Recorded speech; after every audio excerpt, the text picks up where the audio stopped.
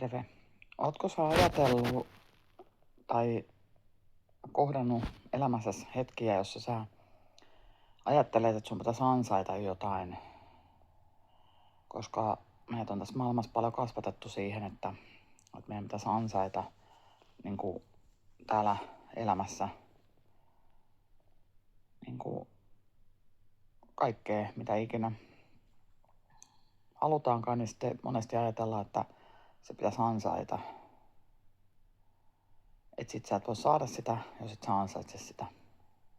Vaikka puhutaan niin kuin luottamuksestakin, niin ajatellaan, että sun pitää ansaita toisen luottamus. Mutta pitääkö sun oikeasti ansaita? Luottamus voi syntyä muullakin tapaa kuin sillä, että sä ansaitset sen.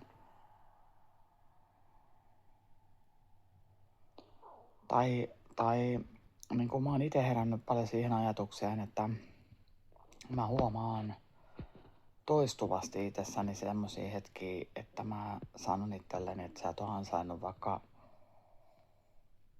tulla nähdyksi tai kohdatuksi, tai sä et ole ansainnut vaikka kosketusta, tai sä et ole ansainnut halausta, tai sä et ole ansainnut sitä, että joku silittäisi sua tai muuta. Ja se on lopulta vaan mun itseäni luomaa, mikä on tietysti tullut paljon sieltä elämän historiasta, koska on opetettu siihen, että asiat pitää niinku, että sun pitää olla kiltti, tai sun pitää totella, tai sun pitää tehdä jotain, jotta sä ansaitset sen asian. Että sä ansaitset sen vaikka sen silityksen tai muuta, tai sen, että sä voit olla vaikka sylissä. Sun pitää olla kiltti, jotta sä saat sen. Ja lopulta sun ei pidä ansata mitään. Sun pitäisi saada aidosti tulla ihmisten eteen kohdatuksi, nähdyksi. Saada sitä, mitä ikinä niin toivotkaan. Halausta, kosketusta, läheisyyttä, sanoja, rakkautta, vapautta, mitä se sitten ikinä onkaan, mitä sä toivot ihmisten ympärillä. Niin sitten lopulta pitäisi niinku saada sitä ilman sitä, että mun täytyy olla kiltti sulle tai mun täytyy tehdä miellyttää sua jollain tavalla saadakseni sulta sitä, mitä mä ikinä toivonkaan. Mut toki ainahan vastapuolella on oikeus kieltäytyy. Sulla on aina oikeus kieltäytyy tekemästä jotain, mikä on sun rajoja vastaan, mikä ei niinku tavallaan kunnioita sun omaa toivetta. Ja samaan aikaan sit mä herään myös siinä hetkessä siihen tunteeseen, että nyt mut torjutaan ja mut torpataan ja sit se herättää hylkäämisen pelon. Että nyt toi hylkäs mut. Mut kun mä ajattelen sen niin päin, että se ei johdukaan musta, että se ei ole mun niin kun, tavallaan niin kun vika tai syy, että mä esitän sen toiveen, niin vaan sit se vaan kertoo enemmän siitä toisen, kelle sitä toivetta esittää tai mitä toivetta esittää.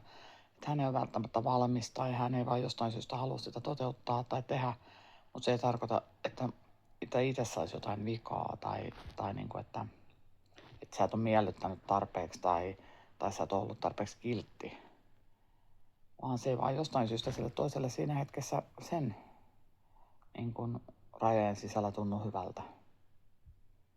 Ja sen kun oppii ymmärtää, niin sitten ehkä oppii myös vapautumaan siitä semmosesta niin torjunnan tunteesta, hylkäämisen tunteesta. Mutta tähän itselläkin on vielä matkaa. Sitä nyt opetellaan pala palalta, hetki hetkeltä.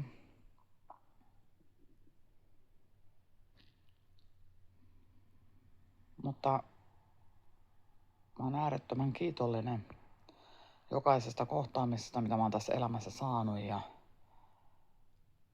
mulla on nytkin takana todella upea viikonloppu, missä mä oon saanut harjoitella näitä erilaisia kohtaamisia, toiveita, näkyväksi tulemista. miten hyvältä se tuntuu, kun voi olla vaan tavallaan kunnioittavasti, mutta niin kuin vapaasti elää kuin villilapsi, jos haluaa.